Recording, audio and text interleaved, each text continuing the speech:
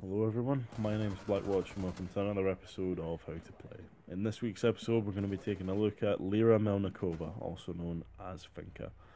She is the first attacking medic we've ever had, and the way that she works is in a global style ability, which is something that's fairly new to Siege, and it's something that is finding use in both of the Seaburn operators. So we're going to take a look at my personal favourite of the two so far.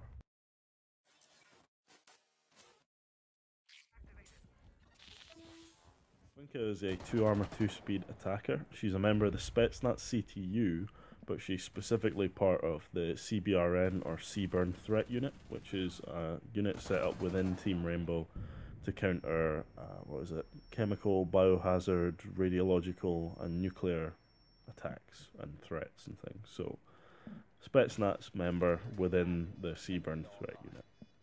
She has access to 3 primary weapons, the Spear 308 assault rifle, which is definitely the best out of the 3 that she has.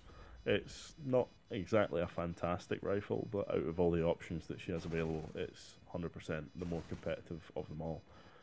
Sort of middling rate of fire, reasonable damage, and a strange recoil pattern, but it does have access to the Russian ACOG and just general Russian sights. So if you enjoy them, you should enjoy that weapon. She also has the 6P41 LMG, which is the Russian LMG.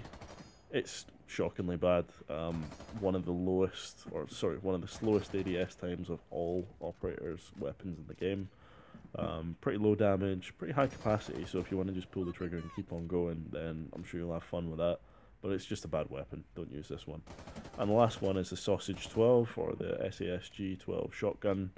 It's a meme shotgun, high rate of fire, okay damage, pretty good damage for a semi-auto shotgun, but it's incredibly inaccurate, has very low ammo capacity in general, and you're going to end up running out of ammo very quickly, because the only effective way to kill people with this is just to hold down the trigger and spam out all the shots very, very quickly. In terms of secondaries, it's the same story. She has access to the Spetsnaz secondaries, so those are the PMM, which in my opinion is still to this day, even after the pistol buffs, the strongest pistol in the game. It has very, very low recoil. It has what I think has to be the fastest reload of any pistol in the game, and it has quite high damage as well. It's just a fantastic little weapon with lovely iron sights. Definitely the best one to use out of the two. And then you got the GSH-18, which has huge, horrible, gangly iron sights, which aren't fun to use, but it's high cap, middling damage. If you like that archetype, then sure, there's your option. If you don't, or you have any sense, then you will use the PMM, because it's just better in pretty much every aspect apart from the ammo capacity. In terms of secondary gadgets, there's breaching charges and stun grenades, but her primary gadget, the unique gadget she has available, is the Adrenal Surge. Now this is an ability slash gadget.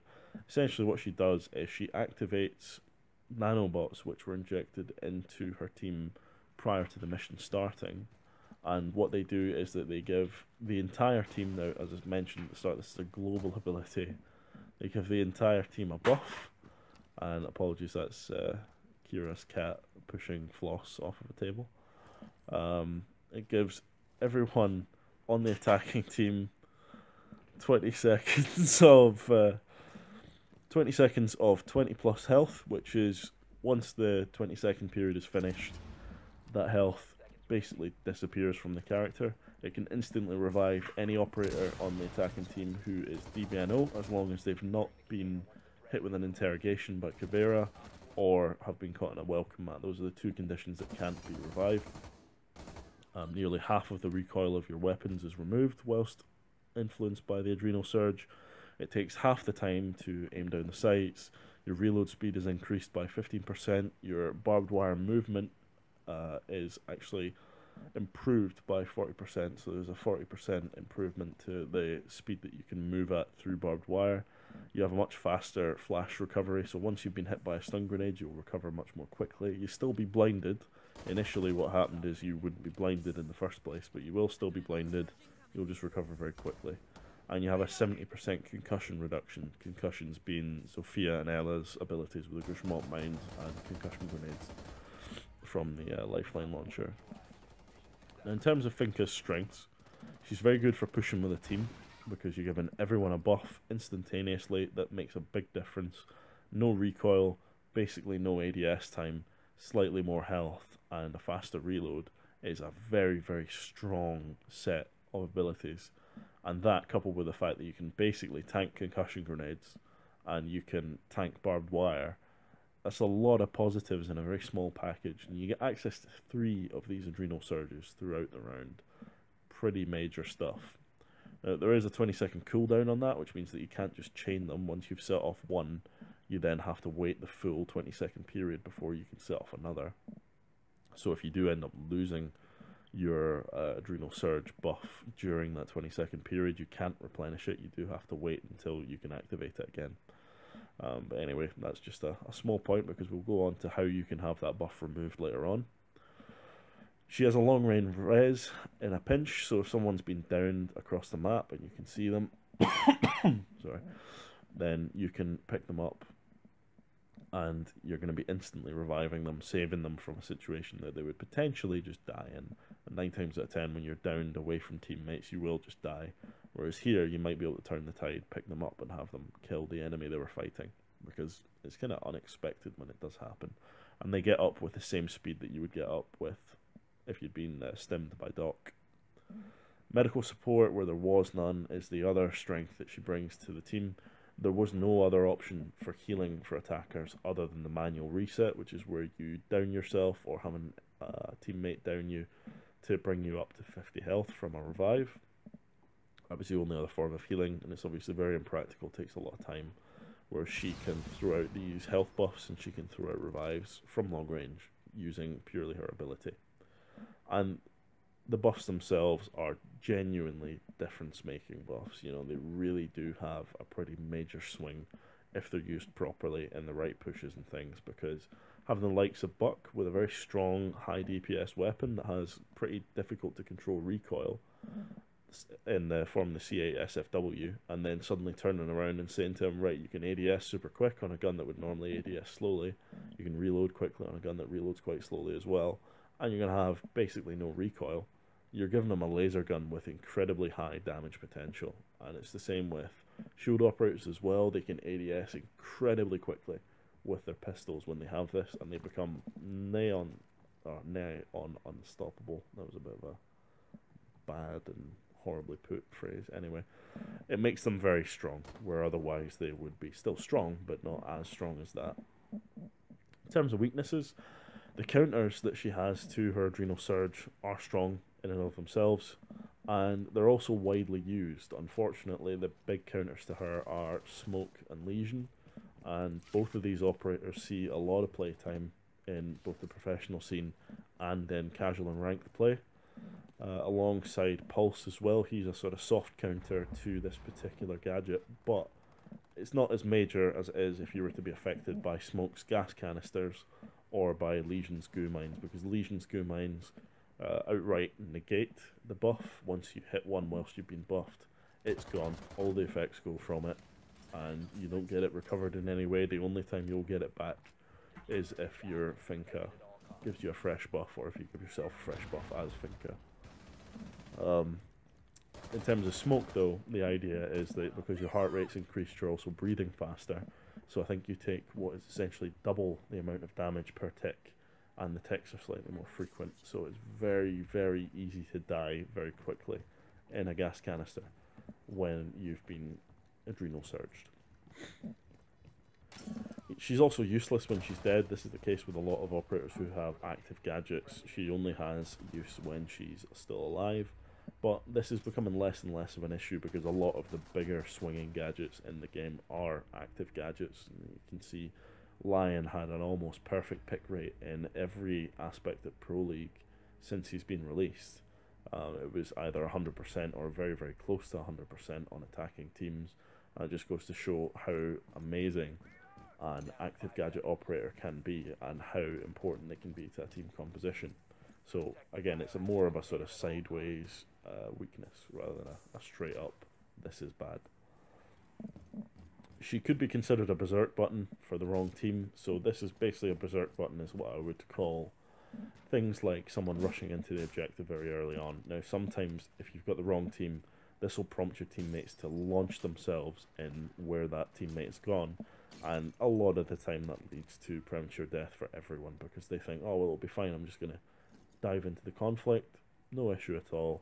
And then they either die or they take a lot of damage because they've prematurely pushed in a less than ideal situation. So if you were to set off an adrenal surge, sometimes people may see that as a cue to just rush in, and it might get them killed. So you got to be careful with that.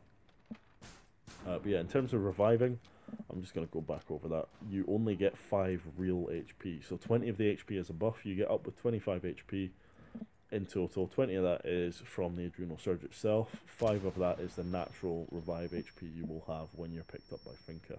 So really, it's not the optimal way to get someone up. If you can manually revive them, definitely do this instead.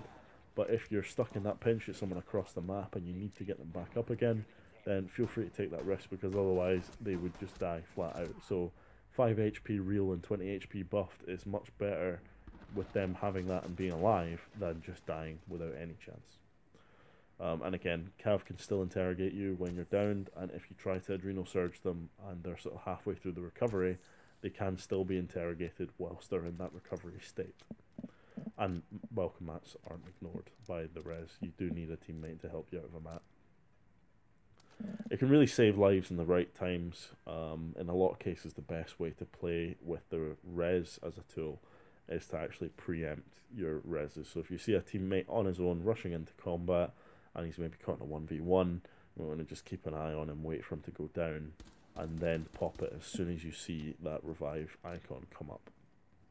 In terms of boosting, you want to do this during pushes unless you see smoke.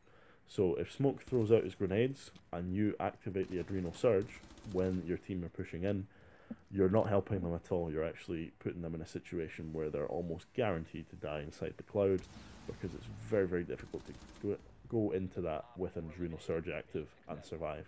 So please be considerate when you're doing this, because you don't want to end up negatively impacting your team by sending people into a fight that they basically just can't win because they're going to choke to death. If you're caught in a firefight and you want an edge, fair play. Pop an adrenal surge for yourself.